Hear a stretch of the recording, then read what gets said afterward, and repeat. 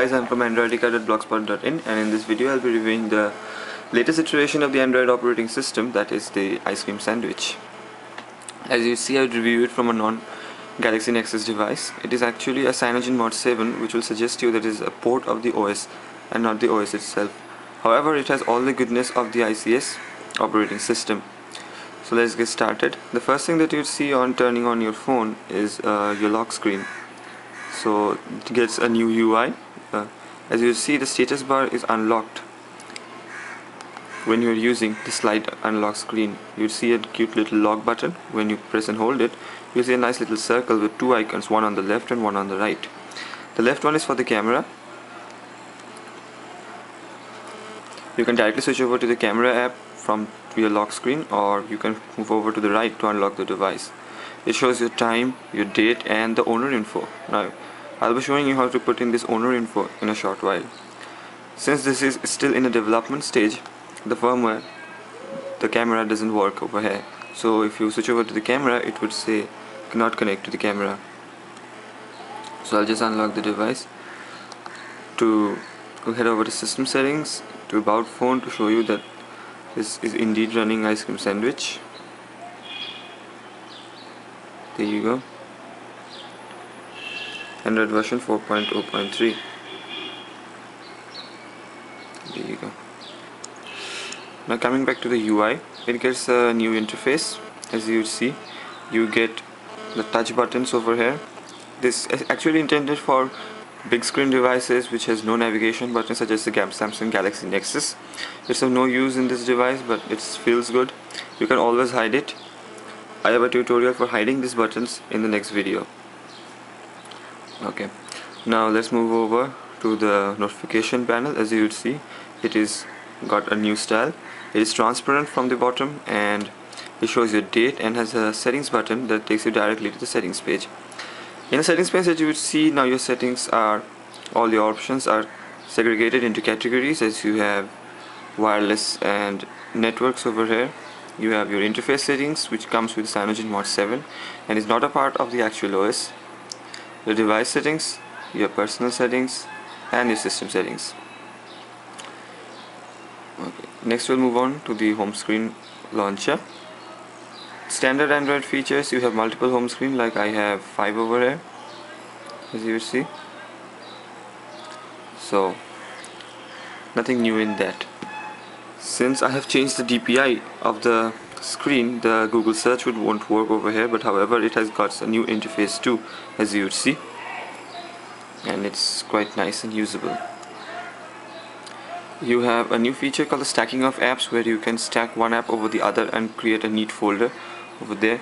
Stacking is quite easy, like you can hold and drag an application and drop it over another or in a stack to add it to the stack, like that. Or you can hold it and pull it out and place it wherever you want.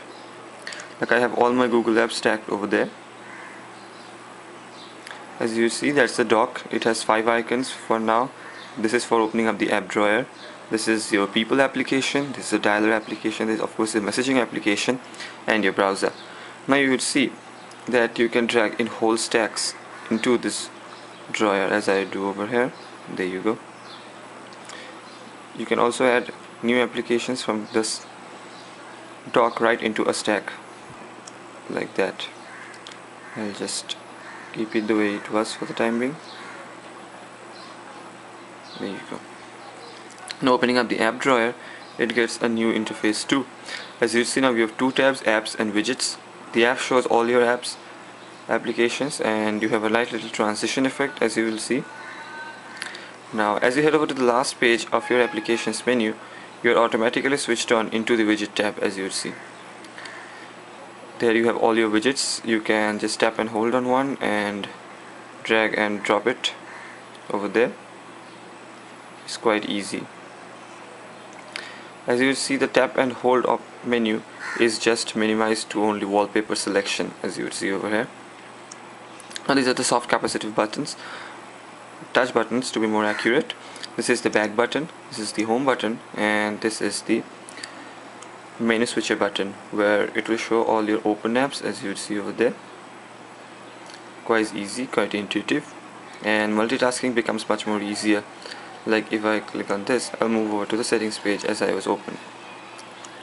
You can also clear apps right from here by dragging it to the right or to the left.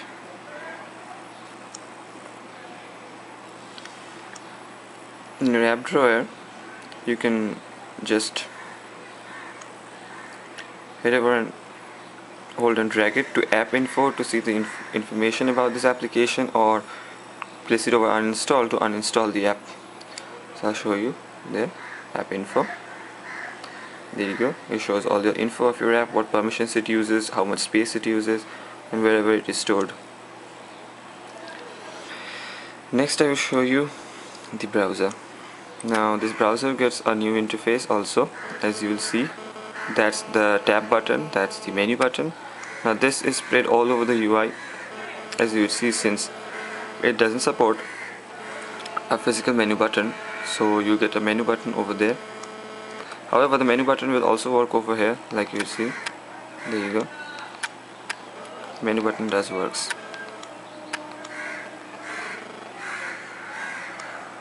There you go, that's the menu button. As you would see, you can change to full screen with this browser, which is quite nice.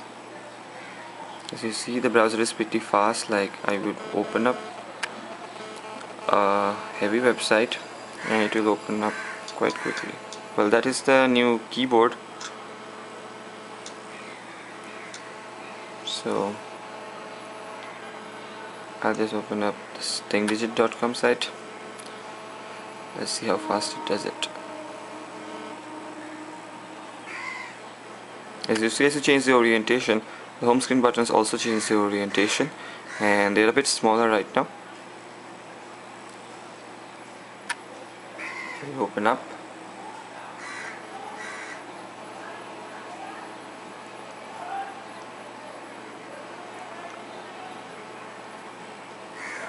As you see, the changing of orientation is pretty smooth over here. There's no lag. There you go. And as you see, the site has opened up. It does support pinch to zoom over here, like that. You can always pinch to zoom, and there is no lag in scrolling either.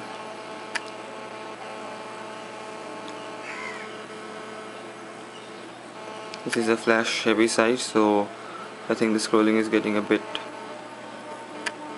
laggy. However, this is the tab button, you can select on it to open up all your open tabs, as you'll see.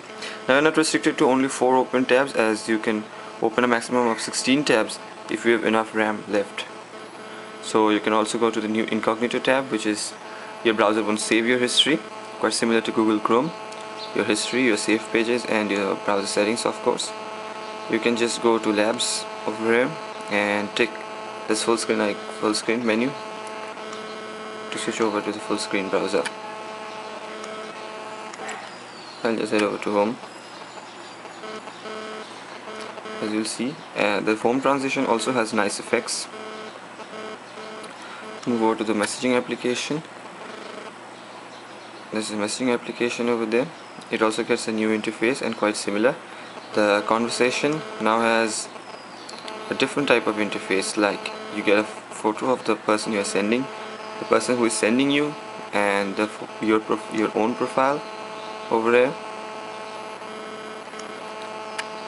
So as you see, if you go back, now it is just plain lines and no bubble interface or no copying the iPhone OS. It's pretty simple. You just can type in text message over there like that and click on send to send it to whoever you want. You also get a new application called the People application, which is actually the contacts application. As you see, it gets a new interface and you can select on any contact to open it to see the further details about it. There you go.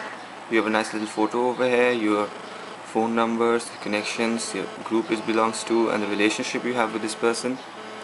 So I'll show you another contact which is more detailed over here. Like I have this synced from my Google Plus account. So this is another account that I've contact that I've got synced from Google Plus. As you'd see, the display picture would appear over here, and this section will show all our updates right from Google Plus and Google Doc. So here you have a phone number or email addresses the circle she belongs to. You can start a conversation, add her to another circle, or view her profile. So that's about contacts application. You can switch over to the right for your favorite contacts and to your left for your groups. You also get a new dialer over here. As you would see, you can dial a number. For like Windows Phone 7, you can slide over to the right for your call log and switch over further right for your favorite contacts or your frequently dialed contacts that will show up over here. That's all about this OS and the review. Thanks for watching.